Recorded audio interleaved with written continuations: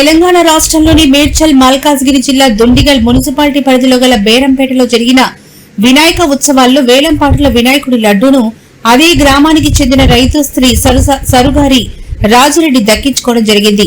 ఈ క్రమంలోనే లడ్డూను బంధువర్గానికి హితులు శ్రేయాభిలాషులకు పంచడమే కాకుండా మరోవైపు లడ్డూను తన పంట పొలాల్లో కూడా వేయడం మరొక విశేషం. కోరిన కోరికలు తీరుస్తారని బౌరంపేట వినాయకుడికి ఇలవేల్పుగా పేరున్నది. ఇప్పటిదాకా వేలంపాట పాడిన వారు అందరూ కూడా తమకు మంచి జరుగుతుందని ఆనందం వ్యక్తం చేశారు.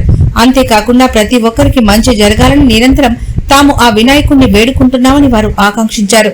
అదే క్రమంలో సంకల్ప బలంతో ఈసారి గట్టి పోటీ ఎదుర్కొన్నప్పటికీ ఎట్టకేలకు బౌరంపేట వినాయక లడ్డూను గెలుచుకోవడంలో సరుగారు రాజిరెడ్డి సఫలీకృతమయ్యారు. వేలంపాటలో వినాయక లడ్డూను దర్శించుకున్న మరుసటి రోజు ఆయన తమ వ్యవసాయ పొలంలో లడ్డూను చల్లడం జరిగింది. అన్నదాతకు ఆలంబనగా వినాయకుడు నిలుస్తాడని భక్తజన కోటికి ఎంతో నమ్మకమని కూడా ఈ సందర్భంగా రాజిరెడ్డి తెలియజేశారు.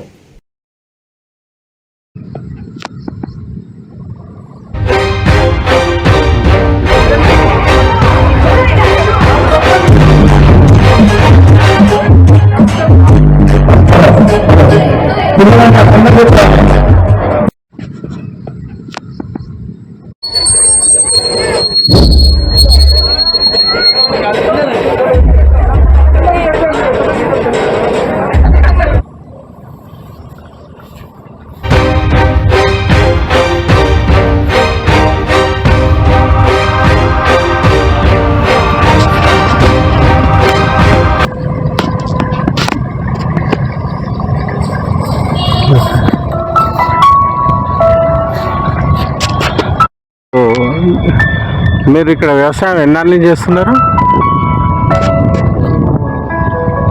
30 ఏళ్ళుగా మనం 50 తింటాము. మన నాయన సంగతి కూడా ఇదే చేస్తారు. మనం వచ్చి కూడా 30 ఏళ్ళ మనం చేస్తాం.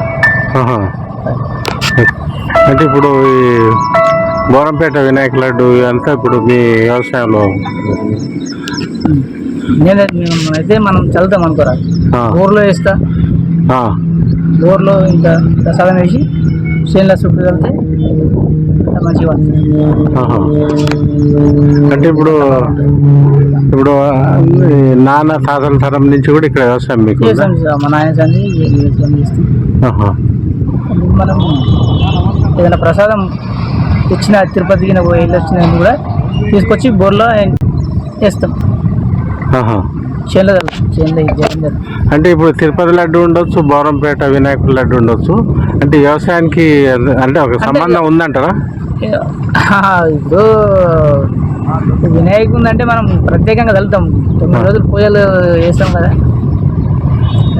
వెళ్తాం. ధన్యవాదాలు సర్గారు రాజిరెడ్డి గారు.